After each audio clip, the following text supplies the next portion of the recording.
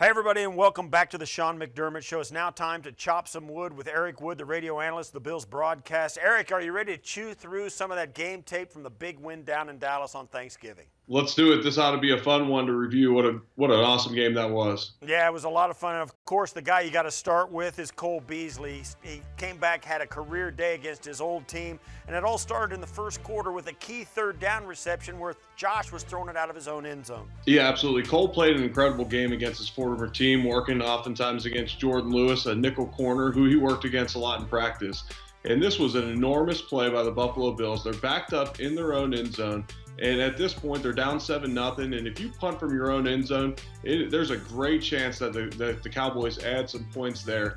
And on this play, you see great protection from the offensive line. It's extremely difficult pass protecting in your own end zone because any penalty results in a safety if you're in the end zone.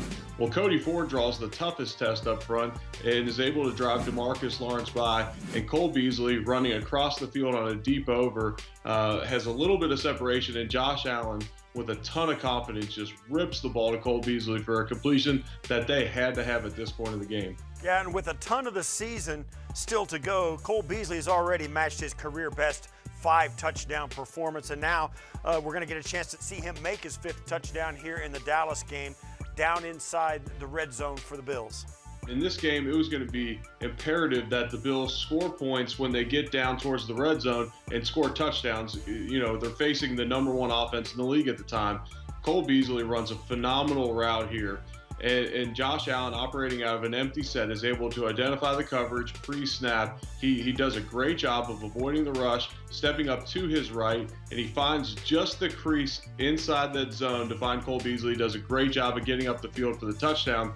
And the fascinating thing of this is Cole Beasley is like an artist running routes out there, but this is something he did at SMU, and he talked to Brian Daboll, and Brian Daboll puts it in the game plan and calls it down towards the red zone. That is great trust between a wide receiver and an offensive coordinator, and I always said, when the guys on offense are helping to design the plays and have some input and they feel more invested, they're often going to play better on Sundays.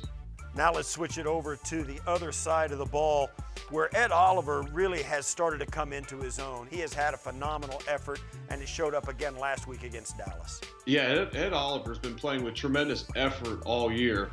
The results are just starting to show now. He's got 3 sacks in his last 3 games, forces a fumble against the Cowboys in a huge momentum play for the Buffalo Bills. And the Cowboys' offensive line is excellent. The weakness of their line became when their starting offensive guard, Connor Williams, got hurt, and they put in Suafilo. And Ed Oliver here is working one-on-one against him, and he's able to beat him with great technique. He attacks the outside shoulder of the offensive lineman, pushes him back, eventually works to a rip, and then he's able to turn the corner quickly, and as soon as Dak Prescott rears back to throw it, gets the perfect strip, and this was a huge turnover for the Buffalo Bills defense. Well, he's certainly got the speed and power, but one of the things about Ed Oliver is the fact that first step, he's so explosive off the ball.